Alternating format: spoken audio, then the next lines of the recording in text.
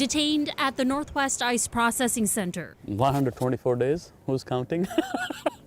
Zahid Chaudhry laughs about it now. The Lacey U.S. Army veteran, originally from Pakistan, says he thought his service would prevent him from ending up in immigration detention. Shocking, surprise, painful, that it's a sacred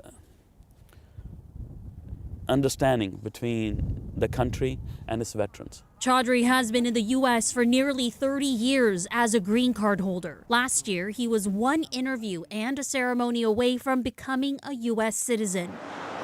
In August, at that interview at the Homeland Security Field Office in Tukwila, ICE arrested him. I'm qualified for expedited military naturalization 25 years ago. My kids are here, American citizens. My wife is American citizen. Her father was a U.S. Navy commander. How could this be happening to me? ICE says they arrested Chaudhry because he lied to the U.S. government about his criminal history in Australia in the early 90s, which includes, quote, financial deception, possession of stolen goods, and falsifying passports. Chaudhry had moved from Pakistan to Australia in search of a better life, initially working as a taxi driver, and was accused of possessing a passenger's passport. Chaudhry's wife, Melissa, said Zahid didn't have a choice but to plead guilty. And they wouldn't let him go that day until he signed away whatever they put against him. That's the coerced plea deal that DHS is now picking up. A common misconception is that when somebody serves in the United States military, that they get automatic U.S. citizenship afterwards, but that is not the case.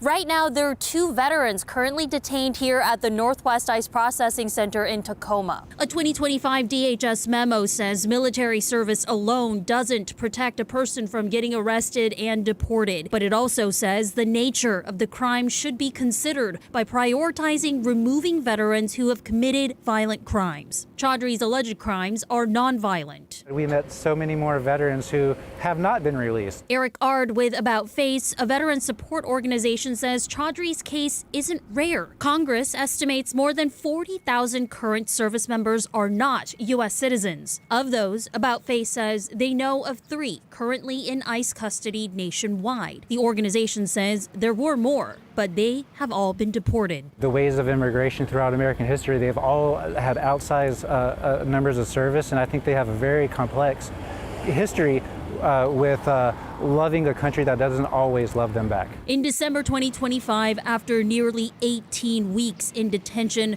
Chaudhry was freed. A federal judge ruled he had been wrongfully detained because his deportation order is under appeal.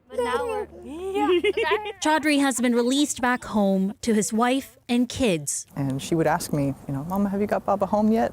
And I'm like, no, sweetie, you'll be the first to know. And those weeks they felt endless. Chaudhry says for him, it's no longer about his own path to naturalization. It's about whether his service counts when it matters most. Why do you want to stay here after all of this? It's not about that.